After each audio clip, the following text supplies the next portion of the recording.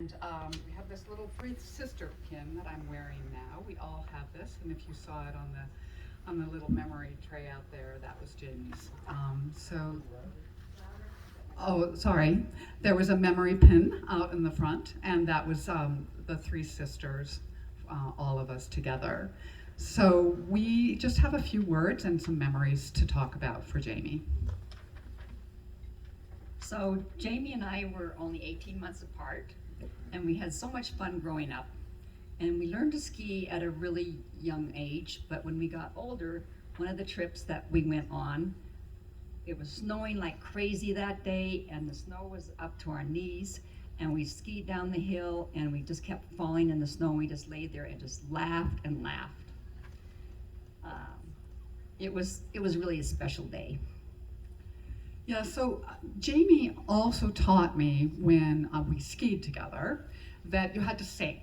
And song was a big part of Jamie's life. And so I know so many songs that were Jamie's songs. And we would sing them in the car on the way up, and we would sing them hiking down the mountain. And I've taught these songs to many, many people.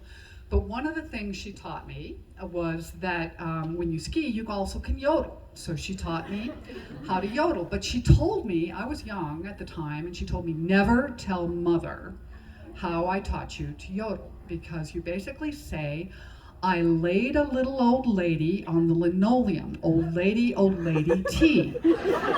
Which, when you're skiing, I hope I can do this, sounds kind of like, I laid a little lady on the linoleum, old lady.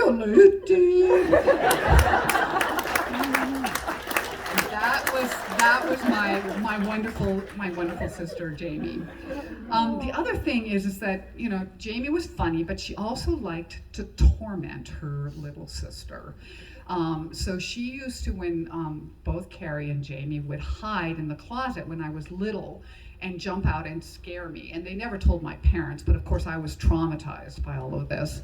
And Jamie also knew all these ghost stories, and these ghost stories like something like the legend of Squish Plop the ghost, which really scared me going into the woods. But I remember really clearly when we had moved to Colorado Springs and I was washing the dishes, and Jamie was away at college, and she didn't let us know she was coming back. She came back. I don't remember exactly the circumstances of that. But she didn't knock on the door. Instead, she went around to the back where it was dark and I was washing the dishes, and she just jumped up in front of me in the window, which made me, and I was in middle school at the time, I fell down on the floor, and luckily I survived. But Jamie was my very best traveling companion. When we were going to go to Norway, we decided to learn some Norwegian.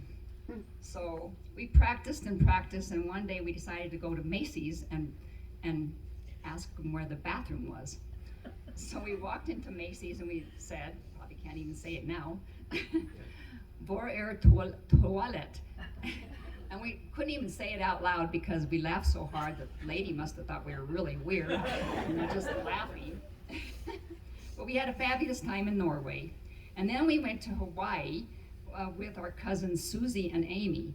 And we had a house on the beach, which was awesome. And we had a full moon, and we danced in the full moon on the beach. And then we decided to have a talent show. So the talent show got really crude. And I don't think I ever laughed so hard in my life, and I'm sure some of you can attest to some of those antics of Jamie's. Yep. So Jamie loved the mountains, of course, and did a lot of hiking, but she also really loved the ocean. And one of the really special memories I have of Jamie is just a couple years ago when she was really failing, but she and Sadie came out and spent the Thanksgiving with us in Cape Hatteras. And we were able to walk the beach there and really experience the ocean, and it was really a wonderful healing time for the family, and really a wonderful healing time for us. Jamie and I loved to paint, and we were always each other's best critics. We'd send our paintings back and forth and say, I can't get this right. Can you do this? I mean, what's wrong here? And we always had good suggestions. I loved all of her artwork. She was so creative with all her color and just the creativity that she brought with it. And some of her paintings are here today. I'm sure some of you have seen them. I thought she was a great artist. So back to song, Jamie not only liked to sing, but she also liked to play music. And she and Carrie used to play guitars together.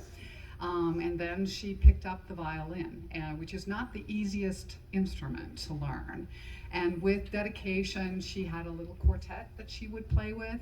And she also used to play with my daughter Sarah, who's a violinist and will be playing today. But that was really special to be able to share that music. And then, of course, she picked up the ukulele at the end. And one of my favorite pictures that you'll probably see in this video is with her and some of her friends, probably a week before she died, all dressed up in crazy Hawaiian gear, looking absolutely ridiculous, playing their ukuleles. Well, I'm sure gonna miss my sister. We were always there for each other with love and loss. And she was such a fighter with her heart disease for so long. And I believe Jamie had more friends than anybody that I know. She really did. And I want to thank Mike and Sadie and all of her friends that are here today for all this love and support that you gave her all of her life. I mean, that made such a difference in her life. It really did. And I think she always said that laughter was healthy. And I think she would say, laugh and the world laughs with you. And even though there's tears in her eyes. And now I'm going to give this over and watch some video of Jamie's life.